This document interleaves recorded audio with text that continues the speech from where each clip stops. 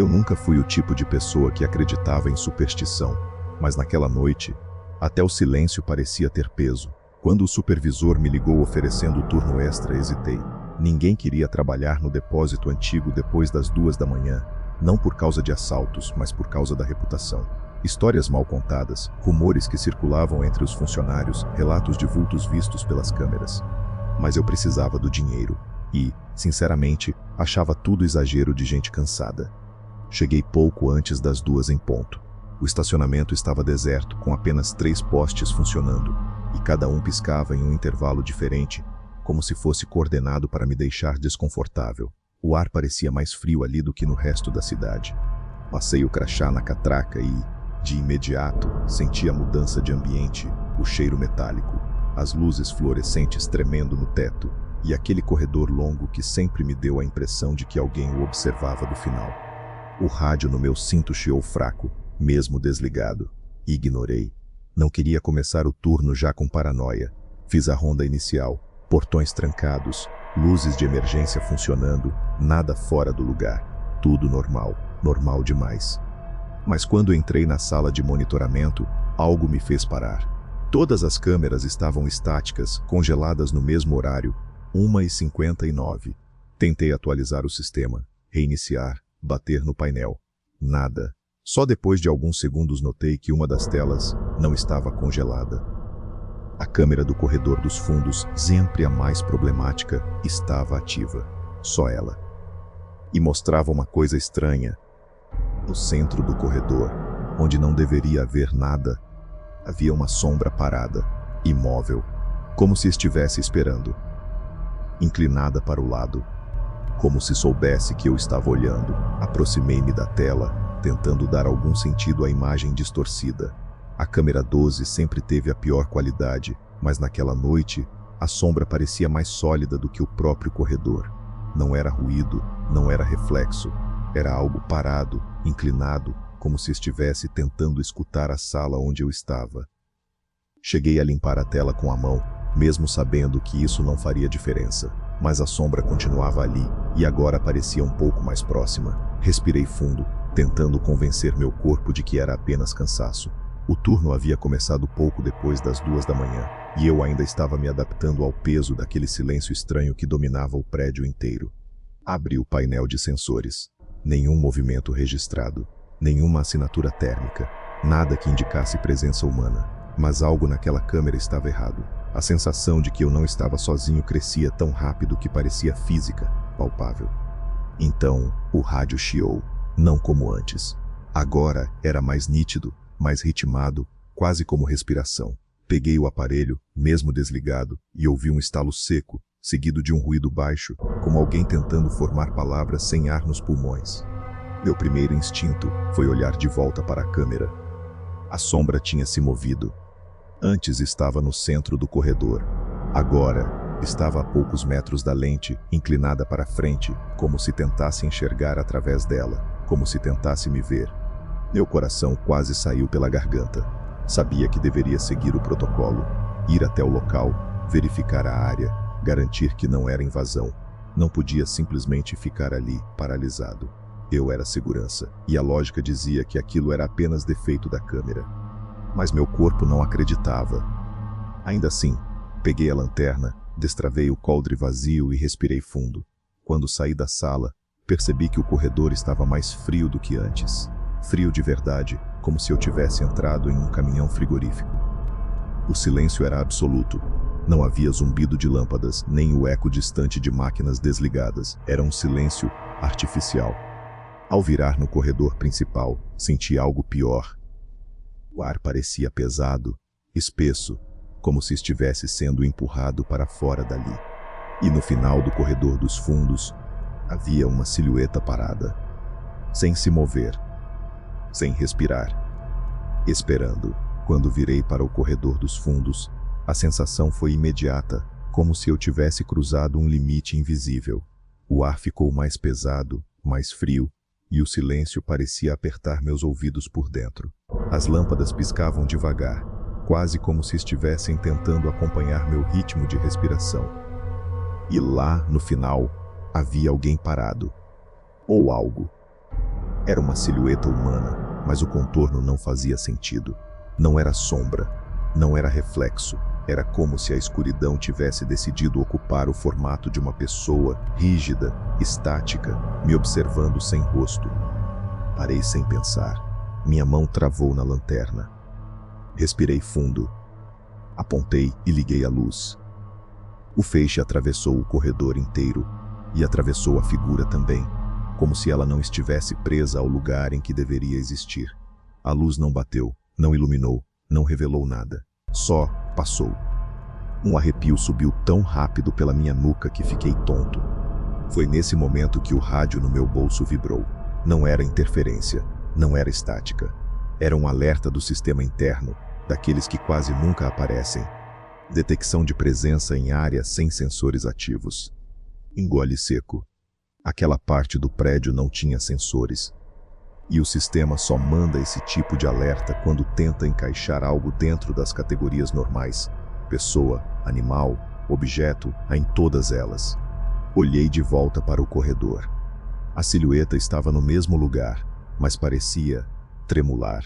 O contorno oscilava levemente, como se estivesse tentando segurar a própria forma. Como se estivesse prestes a se desfazer ou mudar completamente. O ar ficou ainda mais frio. Não frio comum, frio que empurra, frio que parece ocupar espaço. Tive a sensação de que se respirasse fundo demais, acabaria engolindo esse ar estranho, pesado. Mesmo assim, dei um passo à frente, depois outro. Cada passo fazia o silêncio parecer mais espesso, como se eu estivesse entrando devagar em um lugar que não queria me receber. Minhas costas formigavam. As luzes piscavam mais devagar, como se estivessem prendendo a respiração comigo. De repente, o rádio chiou de novo. Dessa vez, sem som. Apenas uma linha no visor. Movimento não identificado. Afastamento recomendado. O ar saiu dos meus pulmões num tranco. Eu nunca tinha visto essa frase antes. O sistema não dá opinião, não sugere, só registra. Mas ali estava, afastamento recomendado, quase como se o próprio prédio estivesse tentando me avisar. Olhei para o corredor novamente. E a figura não estava mais no mesmo lugar. Não tinha se movido, não tinha caminhado. Tinha simplesmente aparecido mais perto. Como se alguém tivesse cortado um pedaço do vídeo e pulado para o próximo quadro. Meu corpo recuou sozinho, antes mesmo de eu perceber. Meu instinto gritava para sair dali, e o corredor inteiro parecia concordar, luzes tremendo, ar pesado, aquele silêncio sufocante. E foi ali, encarando aquela silhueta que avançava sem mover um músculo, que eu finalmente entendi.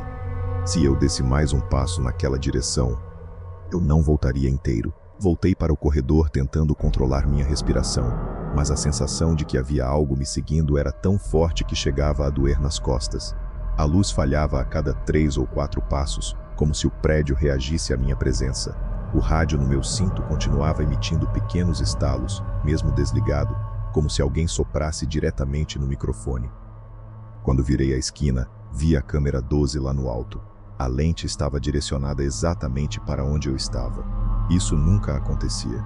As câmeras eram fixas, travadas, e não deveriam se mover sozinhas. Mesmo assim, ela parecia inclinada, como um olho me acompanhando enquanto eu caminhava.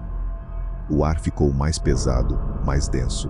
Tive a impressão de que a iluminação acima da minha cabeça diminuía conforme eu me aproximava daquele corredor. Tudo ali parecia comprimido, espremido por alguma força invisível. Senti minha nuca formigar, e as mãos começaram a suar apesar do frio. Eu não queria olhar para trás. Cada instinto gritava para eu seguir em frente, mas a sensação de que algo respirava próximo demais da minha pele era insuportável. Quando finalmente virei devagar, não vi ninguém. Só o corredor vazio, escuro, como se me encarasse de volta. Foi então que o rádio chiou mais forte. Um ruído arranhado, agudo, como se alguém estivesse arrastando a unha diretamente no microfone. Coloquei a mão sobre o aparelho, sem entender como ele podia funcionar daquele jeito estando completamente desligado. A voz veio depois, fraca, quase engolida pela interferência. Não era uma voz humana normal. Era baixa demais, irregular demais, como se a pessoa tivesse aprendido a falar minutos atrás. Essas palavras não deviam existir naquele som que me atingiu, como se tivesse sido falado dentro da minha cabeça. Eu não estava sozinho. Fechei os olhos por um segundo tentando respirar fundo, e quando abri, a luz do corredor no fundo piscou 3 vezes. 1, 2, 3, devagar, como se fosse um aviso. E só então percebi que a sombra que eu tinha visto antes não estava mais na câmera. Ela não estava em lugar nenhum das telas. Não estava atrás de mim, não estava à frente. Mas eu sentia, tão claramente quanto o ar entrando nos meus pulmões, que ela ainda estava ali. E estava muito mais perto do que antes. Eu voltei para a sala de monitoramento tentando me convencer de que ainda tinha algum controle sobre aquilo. Mas quando abri a porta, percebi que algo havia mudado. As câmeras, todas as 32 delas, estavam apontadas para o mesmo lugar, o corredor onde eu estava segundos antes. A imagem tremia, granulada, como se algo ali estivesse interferindo no sinal. O rádio vibrou no meu cinto, mesmo sem bateria. Peguei o aparelho com a mão trêmula. Dessa vez não houve chiado, não houve ruído, só silêncio. Um silêncio tão absoluto que parecia puxar o ar para fora da sala. Sentei na cadeira e fiquei olhando para as telas, esperando que algum movimento revelasse o que estava acontecendo. Foi então que a câmera 12 voltou a mostrar a sombra. Agora ela estava completamente parada no meio do corredor, imóvel, como se esperasse meu próximo passo. Era mais nítida, mais sólida, quase humana, mas distorcida demais para ser real. Pisquei uma única vez. Quando meus olhos abriram, a figura estava mais perto da lente. Não havia som, mas eu senti um estalo dentro da cabeça, como se algo tivesse mudado de lugar dentro de mim. Levantei da cadeira rápido demais e quase tropecei. Não queria ficar ali, não queria continuar assistindo aquilo. Caminhei até a porta, mas ela não abriu. A maçaneta girava, mas a porta parecia presa, como se alguém segurasse do outro lado. Olhei para trás. As telas continuavam fixas no corredor vazio, mas agora havia algo mais. Nas laterais da tela, entre os pixels e o ruído, comecei a ver palavras surgindo, quase escritas à mão dentro da imagem. Me aproximei lentamente, sem conseguir desviar o olhar. Elas diziam: "Você não devia ter vindo." Dei um passo para trás. As palavras mudaram. Agora diziam: "O turno ainda não acabou." O rádio vibrou com força, e então, pela primeira vez desde que tudo começou, a voz saiu clara, limpa, sem ruído algum. Uma voz áspera, antiga, falando exatamente no meu ouvido. "Agora que eu sei onde você está, não precisa mais se esconder." As luzes da sala se apagaram de uma vez. Todas. O único brilho vinha das telas, que começaram a piscar em sequência, iluminando a sala como batimentos cardíacos.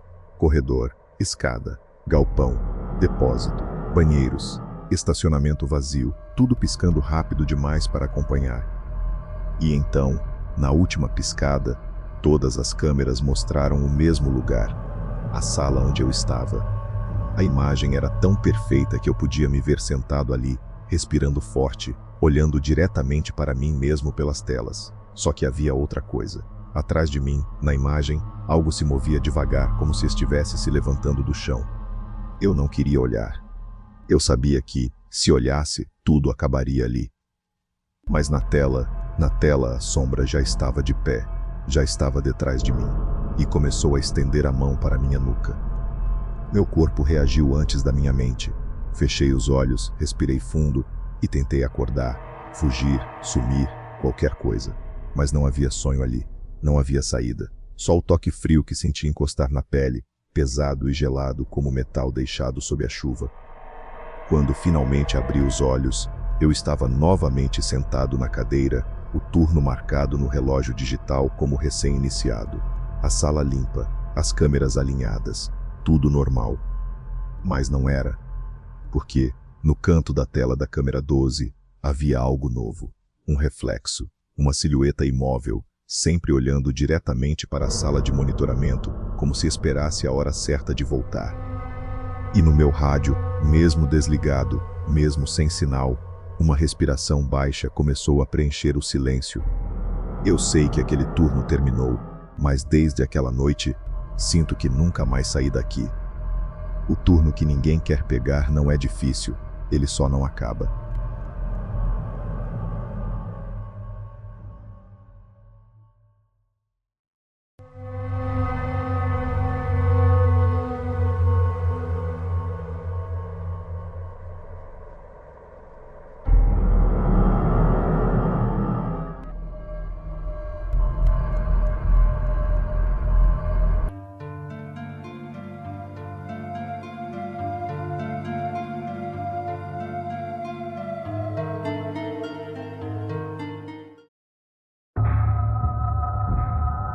Eu trabalho como vigilante noturno em um galpão logístico na saída da cidade. O turno começa sempre às 10 da noite e, desde o primeiro dia, me acostumei com o silêncio pesado do lugar. O pátio enorme, o vento passando entre os contêineres, o eco de passos que às vezes parecem ser meus e às vezes não. Mas tudo sempre esteve sob controle até aquela semana. Na segunda-feira, pouco depois da meia-noite, percebi algo estranho no monitor 3. Era só um vulto no canto direito do pátio, perto da cerca. Mudei a câmera, aumentei o zoom. Um homem parado, imóvel, usava um moletom com capuz, cabeça abaixada, como se estivesse olhando direto para o chão. Achei que fosse algum morador de rua procurando abrigo. Peguei a lanterna, saí para checar. Quando cheguei lá fora, não havia ninguém, nem pegada na terra úmida, nada. Na terça, a mesma coisa, no mesmo horário, o mesmo homem, mesma postura. Só que dessa vez, quando troquei de câmera para tentar ver o rosto dele, ele levantou a cabeça. Não vi o rosto direito, mas tive certeza de que ele estava olhando diretamente para a lente. E então, desapareceu. Não caminhou para lado nenhum. Não saiu do enquadramento. Apenas sumiu no próximo frame. Pensei em falha no sistema, mas o resto das câmeras estava funcionando perfeitamente. Quarta-feira eu estava decidido a gravar. Preparei o celular apontado para o monitor 3. O horário se aproximou. 00:05. 00:10. Nada. Esperei até 1:20. E quando finalmente baixei a guarda, algo aconteceu no monitor 4. O homem do capuz estava ali, bem mais perto do prédio desta vez, quase na porta lateral. Dei zoom. A imagem ficou granulada, mas o suficiente para eu perceber, ele estava sorrindo. E não era um sorriso normal. Era aquele sorriso que alguém faz quando sabe de algo que você não sabe. Um sorriso de aviso. Peguei o rádio para chamar o supervisor, mas o rádio estava morto. Saí da sala de vigilância para verificar o corredor, e assim que abri a porta, ouvi passos correndo pelo asfalto do pátio. Não um passo pesado de adulto. Era algo rápido, descompassado, quase como alguém tentando parecer que não estava fugindo. Apontando a lanterna, vasculhei em volta. Nada. O galpão é grande, mas não é complexo. Não tinha como alguém desaparecer tão rápido. Na quinta-feira, decidi não sair da sala. Tranquei a porta por dentro e deixei a chave na minha frente. Se algo acontecesse, eu ficaria lá. À meia-noite em ponto, todas as câmeras sofreram o mesmo tipo de interferência ao mesmo tempo. Não aquela estática comum de falha elétrica. Era como se alguém estivesse passando a mão nos fios, mexendo neles de propósito. A imagem vibrava, distorcia, voltava, até que todas estabilizaram. E o homem do capuz estava em todas as telas ao mesmo tempo, parado, imóvel, de costas para cada câmera, como se tivesse se multiplicado pelo pátio inteiro. Ele virou lentamente a cabeça para uma das câmeras, depois para outra e outra. Era impossível aquilo ser real, mas era. Eu estava vendo. Foi quando ouvi algo bater do lado de fora da sala. Um toque seco, 3 vezes, como nós costumamos fazer para sinalizar a troca de turno.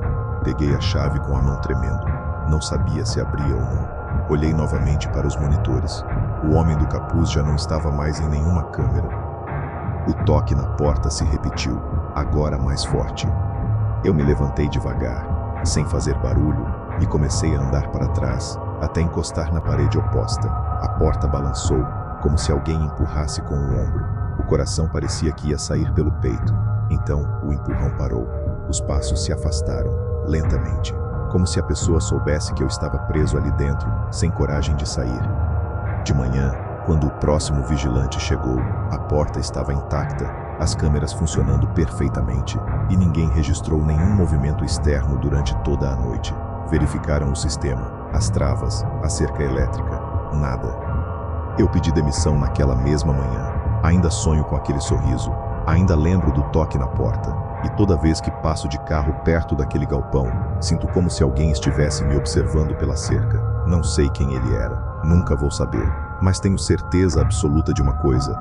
Ele sabia meu nome, ele sabia que eu estava sozinho, e ele sabia exatamente onde me encontrar.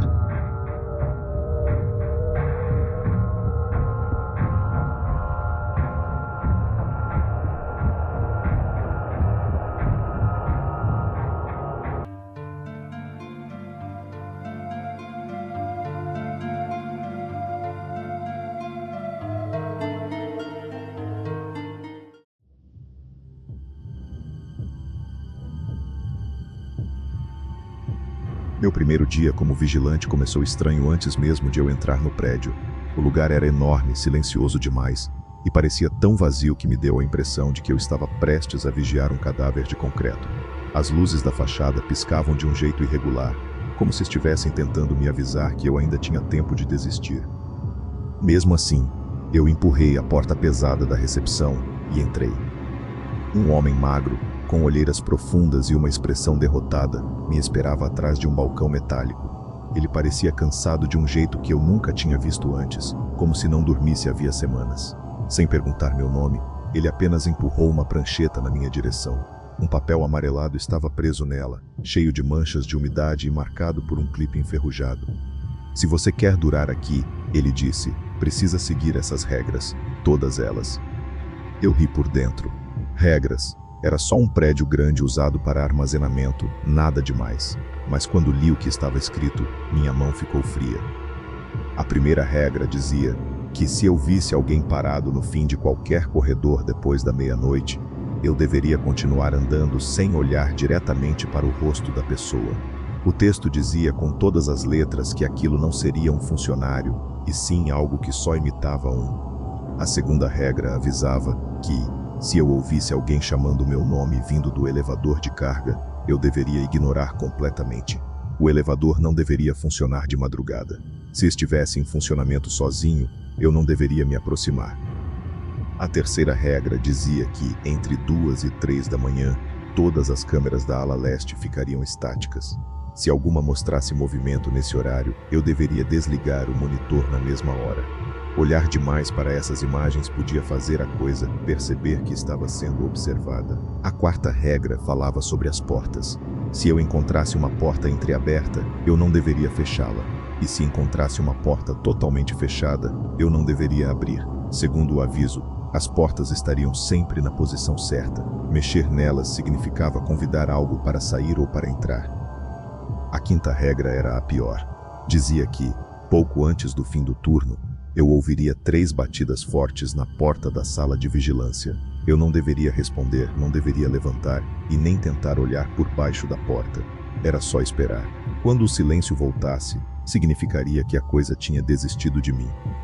Quando terminei de ler, levantei o olhar para perguntar se aquilo era uma brincadeira, mas o homem já estava do lado de fora do balcão. Ele passou por mim sem olhar diretamente e disse apenas: "Boa sorte. Meu turno terminou para sempre." E saiu do prédio, deixando a porta bater atrás dele. Fiquei sozinho com aquelas regras e a sensação desconfortável de que o aviso não parecia um manual, parecia um pedido de socorro. Ou talvez, uma espécie de testamento. Enquanto caminhava para a sala de vigilância, eu já sentia o peso do prédio me observando. Era como se ele respirasse, como se soubesse que tinha alguém novo para brincar. E quando virei a chave da sala, tive certeza de uma coisa: aquela noite não seria normal.